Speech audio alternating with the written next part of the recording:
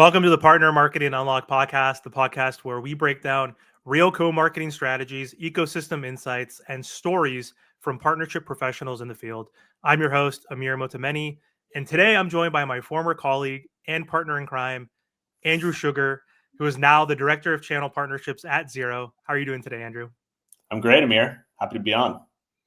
Yeah, it's great to see you. It's been a while, so happy to Yeah. have this conversation with you. And to give the audience some context, so Andrew has built programs with ISVs, resellers, referral partners, and he's seen firsthand what separates programs that just look good on paper from the ones that actually deliver results, which is revenue. So our topic today is building partner programs that actually work.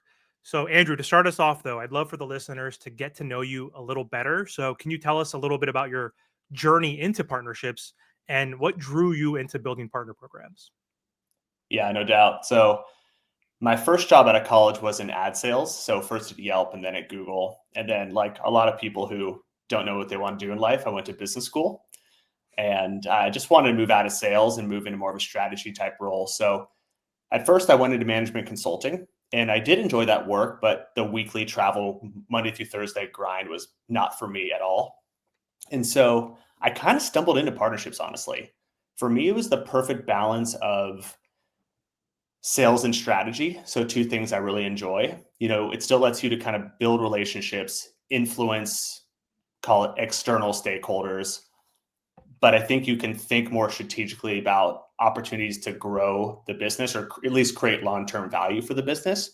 Where in sales, you're often just selling a product into a territory or a group of customers, where partnerships is really more about like navigating that white space, which I think is exciting. So the building thing was less so because I'm an entrepreneur or a natural builder or anything, and more just that I landed at companies like the one that we worked at together that were earlier stage and needed someone to come in and build. And so just kind of fell into more of a builder role within partnerships. Yeah, totally. And it's funny, like most partnership professionals, whether you're in channel sales or business development or partner marketing, you typically just fall into that. And so like I was in sales as well. And I worked at ad tech. This company no longer exists, but Bizzo, shout out to Bizzo, acquired by LinkedIn. And I fell into direct marketing first and didn't really know what like strategic alliances or the channel ecosystem was until I fell into a role in 2019. And for me personally, it also blended the creativity from marketing and the relationship building from sales, as well as like the strategic aspects from both. And so I fell in love with partner marketing in the business development world as well. And again, Andrew alluded to, we worked together a few years ago at a startup as the first and only partner marketing hire, and he was the first and only business development hire. And we essentially built a partner program from complete scratch. And that was a really fun experience. But today, you have grown obviously within your career, and now you're the director of channel partnerships. And so, what's your main focus today? And like, what does success look like in your role? Yeah, so the company is Xero, Xero. So we're a global accounting software company. We're actually New Zealand. Origin is New Zealand, we are publicly traded in Australia, but we are invested heavily in growing our market share in the US, both with the product and also go-to-market teams to really help capture more market share away from QuickBooks, who's like the 800-pound gorilla in the room, as if you follow the accounting industry. But my focus is on partnerships that drive customer acquisition to Xero. So that could be working with other SaaS companies, other fintechs, whether it's like a neobank, like a Bluevine, or business formation companies, really companies that share, like where we have a mutual target customer, like a small business, 1 to 20 employing small business. And together we'll build joint go-to-market programs that will drive, referrals and for Xero and also for the partner customer. So that's my main role at Xero. I also do some embedded product partnerships. And so, we also focus on other product areas adjacent to accounting, like payments and payroll. So I did a deal with Gusto in the US where we embedded their payroll product into Xero to help fill that product gap that we had with payroll. And that was really fun, kind of an end-to-end product partnership. But yeah, the majority of the work is on the channel side today. What does that monetization like life cycle work and look like with Gusto? So Mhm. are they able to connect directly, like in a self-service model, to work with Zero and become a paid customer, or like what does that model look like? And are you guys doing any like joint efforts together as well? Yeah, well, they've probably been our longest standing referral partner. Uh, and then, recently we did this deal because they have an embeddable product now and embeddable APIs. So uh, that product is going into beta now, and it'll probably be GA sometime in, you know, Q1, Q2, 2026. But essentially, we can monetize, like we can price that product as we see fit, and then you just pay kind of a lower wholesale rate to Gusto, or whoever the embeddable provider is to do that. So yeah, we do have a lot of flexibility in how we want to price and monetize the product. Awesome. So let's talk about just the partner programs themselves. And some work extremely well and can drive a ton of revenue. Ideally, with partner programs, hopefully they can drive anywhere from 30 to 50% of total organizational revenue. And that's not usually the case, though. And with partner programs, it's really hard to enable and get partners to become engaged. And so, Yeah. in your experience, though, what separates a good partner program from a bad one? Yeah, the first thing that comes to mind is, and this is a little bit tough because it's out of your control as the partnership professional, but you need to have a great product. Like if the product isn't strong, no partner is going to want to resell it or go out in the market and try to evangelize it. So a good product gets that flywheel kind of going, right? So customers adopt it, which attracts partners, which in turn brings even more customers. I would say it's probably a little easier to identify the bad. Like a bad program, I think has a little bit too much complexity going on. There's too many tiers, the benefits are unclear, the partners don't know what's in it for them, the internal processes aren't fully built out or baked. So I think a good partner program, the reverse of that is like it's simple, it's transparent, it's easy for the partner to understand, okay, this is it, this is what's in it for me, this is what's in it for the customer, and kind of move along accordingly. And then I think the second thing that comes to mind is that the best programs have focus. And so, like what I've seen in my career is like partner programs follow the Pareto rule to the absolute maximum, where a small number of partners are going to disproportionately drive like the majority of the results for the business. And so, it's not always obvious who the ideal partners are at the beginning. You have to like really do your due diligence around figuring out who that IPP or ideal partner profile is. But once you do identify them, you should go all in with those top partners, like spend disproportionate amount of time with them, giving them the resources they need to help them succeed because they're going to move the needle the most for you. Yeah, I think it makes sense focusing, especially early on, if you have a really good product and commitment and a joint business plan and go to market strategy with a partner, then going further with the few versus focusing on even the mid scale partners or the long tail partners. So I agree, and the Pareto rule definitely applies with revenue. I feel like two of the four companies that I've worked with, I've been in four different partner marketing roles at four different companies. Two of them for sure to a T, 80% of the revenue was driven by 20% of our top partners. Yeah. And so I think that totally resonates as well. So Yeah.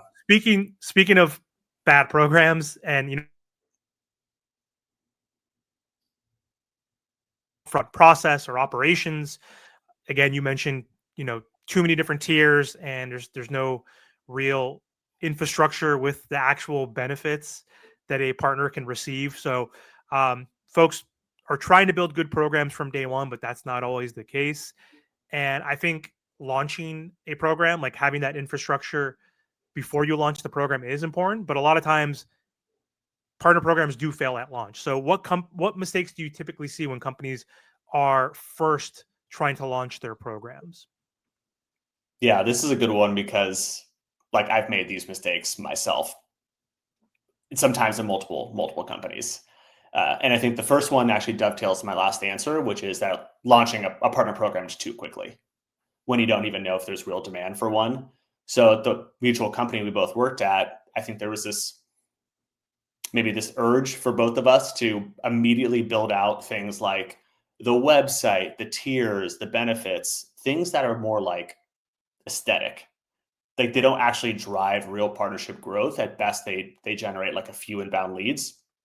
So maybe, in other words, like the mistake is kind of focusing on scale before kind of those initial relationships. So a lot of companies just kind of get enamored with this idea like of scaling, more tiers, more benefits, more partner marketing before they've really built the strong relationships with their top partners. And so, I think this, again, I'm just going to reiterate this point that if you can engage those top partners deeply and make them successful, that is going to become the foundation from which you can scale from. And then I think the second point is over promising on benefits, especially benefits that you can't operationalize. That's a big one that I see. So, for example, like if you're a small team and the only thing you can realistically offer partners to incentivize them to resell you is bounty or rev share, like that's fine. That's a good start. You have to start somewhere, obviously. Where companies get into trouble is when they start promising things like partner trainings, workshops, QBRs without the actual resources to like deliver on those things. And so that's when you risk disappointing partners, losing their trust, having to scramble to fix the program later. And I just, like, in my personal opinion, like keeping it simple and executable is always better than having too many things going on at once when you launch a program. Yeah, totally makes sense. Another issue too, I think, is before launching the program, you need obviously to have partners, right? To be a part of that program. And so I think we were thinking when we were building a program together, the field of dreams, if we build it, they will come. And that wasn't really the case. We were focusing again, yeah, like on tiering and building the landing page and the directory and all that. And like, but we didn't have the lead handoff, the landing pages, just like outside of the commercial model of they get 20% revenue. We didn't have any of that infrastructure built. And I think we needed to focus on doing that before all those vanity things that you mentioned. Yeah. And it's funny, we were able to build a agency marketing partner program, and we had no trouble signing up partners. Like it took a little bit of time obviously to get the first few to sign, but then we eventually signed what felt like hundreds of partners to the program. But that's the easy part. The real challenge is getting them engaged. The real challenge is actually getting them to make a referral, drive some revenue, right? Build some pipeline. So, what are some ways you've actually successfully moved partners from sign up to becoming active and for them to actually register any deals? Yeah.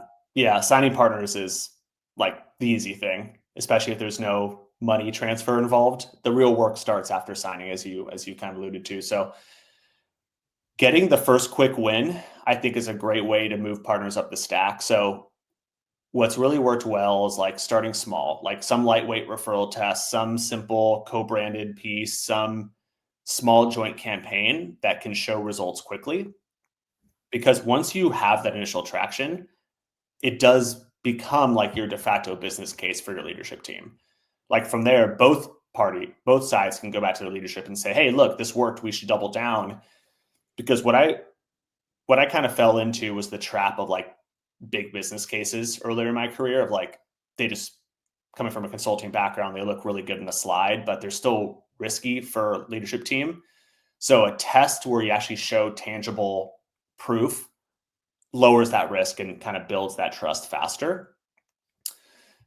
The second thing I would say is enablement is super important. I mean, you know this better than anyone because you worked in partner marketing, but also partner enablement. But like it has to be scalable. So, you know, at the very beginning, you obviously do things to make partners, easier so they know how to pitch you, so they know how to onboard a customer, so they know who to call for support or when they get stuck, what have you. But like for example, with this partnership I'm doing right now with the SBA, which is the Small Business Association, it requires a ton of upfront training, but instead of going direct to the small business to scale it, I'm focusing on train the trainer sessions.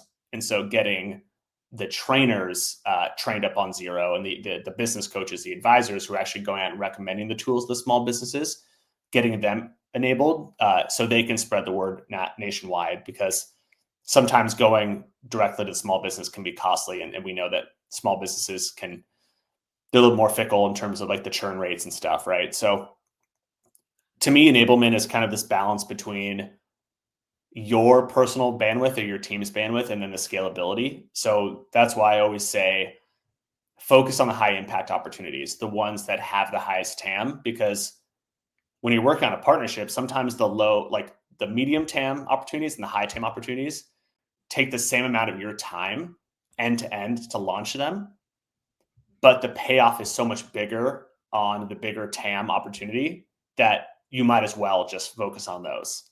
So that's how I kind of see it, as like enablement's really important, but you want to make sure you're enabling the right highest TAM opportunities, which will have the biggest payoff. Yeah, I think that's like where you can take the one-to-one approach if they're the strategic partners who do believe in your product, have the ability to resell your product.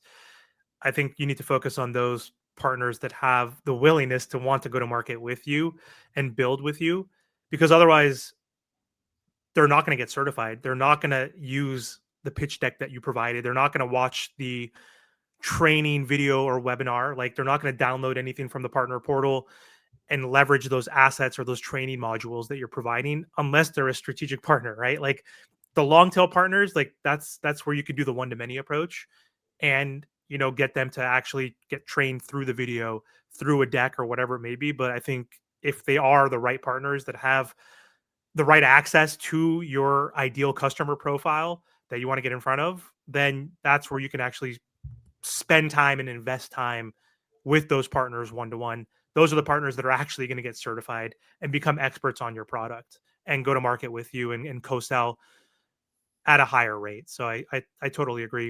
And Definitely. before we do wrap up, Andrew, let's look ahead. So partner ecosystems, they're shifting with AI and with marketplaces and folks transacting directly through marketplaces or through embedded products, like you mentioned earlier with Gusto and Zero.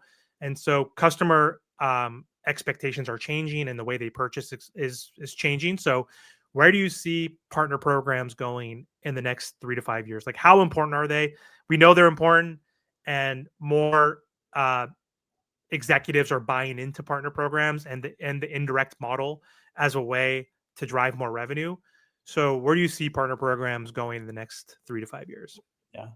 Yeah. You can't get through a partnerships podcast that one AI mentioned, or really any business podcast one We did pretty without. good though. We didn't mention it to the very end, right? So There we go. I mean, listen, like AI is already reshaping partnerships and will continue to do so. Like the friction of just managing programs, whether that's the deal tracking, the commission payouts, the reporting, PRMs have already made that easier. And it's only going to get dramatically easier with the use of AI and agentic agents. So like at Zero, we've gone all in on AI tools, not only to improve our product for our customers, but probably more so for employee productivity. Like it's making each individual employee far more productive. Like the work that you can do now as one person used to require maybe like 1.5 to 2 people. And so I think the implications of that is that smaller companies can run more sophisticated partner programs that previously like big companies really could only manage. So just the barrier to entry for building a meaningful partner program is lowering. Like you really don't need a 20-person team anymore. Like I wish like when me and you were building our partner programs, what was that, 5-6 years ago, maybe it was longer. We needed more resources at the time, but now you don't need a 20-person team to get started anymore. You can start small and then kind of scale when you have the right focus. So I definitely think for like just from a personal productivity standpoint, it's really going to improve. I think the second area where you'll see a dramatic improvement is with measurement. So like leadership teams are going to want to see ROI faster from partnerships. And so partnerships have to prove that they're actually driving a real ROI. And so the parallel that I like to make is we're kind of moving in the same direction as as the advertising industry, or like what programmatic advertising did to the advertising industry, where advertisers kind of shift from, we think this ad dollar drew a return, now to like, okay, they can actually measure the full funnel effectiveness of every dollar spent. And I think the same shift is happening, whereby you used to be able to only measure, let's say in a channel context, impressions, clicks, paid conversions, but now you have so many more downstream metrics like churn, LTV, CAC, LTV to CAC, all those things that are probably more important for a SaaS business than just straight referrals. And so I think when partnerships are measured on equal footing as other paid or organic channels, like, they're going to be one of the most efficient growth levers. I'm fairly confident about that. But without these kind of modern measurement tools, there would be no way of you to even know that kind of inherent efficiency. So I think measurement from improved implementation of AI is going to make a big difference to partner programs. Awesome. Well, Andrew, thanks so much for your time today, and thank you for joining me as my first guest on the Partner Marketing Unlocked podcast. So I love your perspective on activation, program design, and especially the future of partnerships. I think that's something that every partner marketer and channel professional can learn from. So for everyone listening, would love to hear your thoughts, would love to continue the conversation. So drop me a message on LinkedIn. You can follow me on LinkedIn. You can find Andrew on LinkedIn as well. So we'll try to keep the conversation going. And again, don't forget to like, share, and subscribe to the channel. Thanks again, Andrew. Thanks, Amir. Let's play some basketball here soon. We shall.